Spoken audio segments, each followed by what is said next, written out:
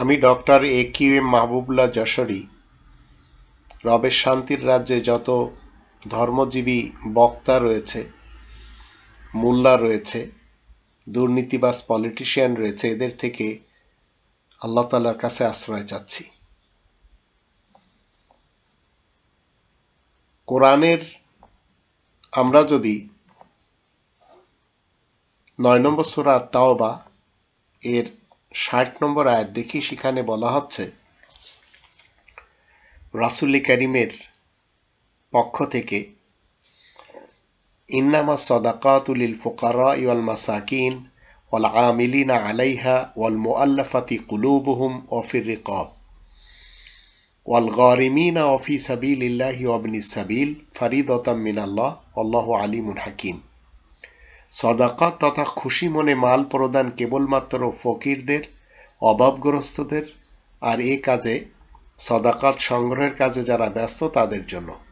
এছাড়া চিত্ত আকর্ষণ করার জন্য, বন্দি দশা থেকে মুক্তি দেওয়ার জন্য, ঋণ পরিশোধকারীদের জন্য, কোরআন প্রতিষ্ঠার খাতিরে ও কোরআনের পথের পথিকদের জন্য। এ হচ্ছে আল্লাহ তাআলার পক্ষ থেকে ফরজ। আসলে আল্লাহ তাআলাই তো মহাজ্ঞানী, মহাবৈজ্ঞানিক। এই আয়াতের দৃষ্টিতে আপনারা জানতে পারলেন যে সমস্ত দেশে জনগণ মসজিদ তৈরি করেছে, ধর্মের খোয়ার মাদ্রাসা তৈরি করেছে, সেই মসজিদ এবং মাদ্রাসায় দান করা কোনো ক্রমেই আল্লাহ তাআলার রাস্তায় ব্যয় করা নয়।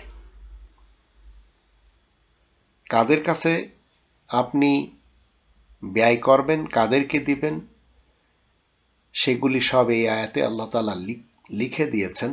রাসূল কারীমের উত্তম চরিত্রের ভিতরে একটি চরিত্র হলো আপনাকে দান দক্ষিণা সাদাকাত যাদেরকে দিতে হবে তাদের ফিরিস্তিতে, তাদের সূচিতে কোনো ফিরকার মসজিদের কথা উল্লেখ নেই, কোনো মাসলাকের মাদ্রাসার এবং ধর্মের খোয়ারের কথা উল্লেখ নেই।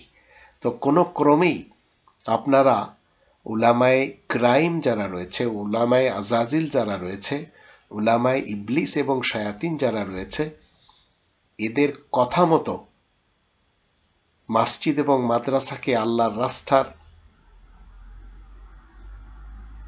যে তারা বলে বেড়াচ্ছে এটি আল্লাহর রাস্তায় দান করার সমান, তো মনে রাখবেন ধর্মের খোয়ার এবং ফিরকার মসজিদ কখনো আল্লাহ তাআলার রাস্তার কোনো কিছু না। এগুলি হচ্ছে তাদের পেট পূজার জন্য তৈরি করা, আর সেগুলি থেকে আপনাকে আমাকে সবসময় দূরে থাকতে হবে। এমনকি যখন দেখবেন কোনো মসজিদ থেকে কোনো ফিরকার বা কোনো মাযহাব মাসলাকের কথা হচ্ছে, শিয়াদের, সুন্নিদের, সালাফিদের যেমন আলাদা আলাদা মসজিদ আমরা দেখতে পাচ্ছি, রবের শান্তির রাজ্যে মুমিন মুসলিম হলে আপনি সেখানে যেতে পারবেন না, কারণ এগুলি হচ্ছে সবই মসজিদে জিরার।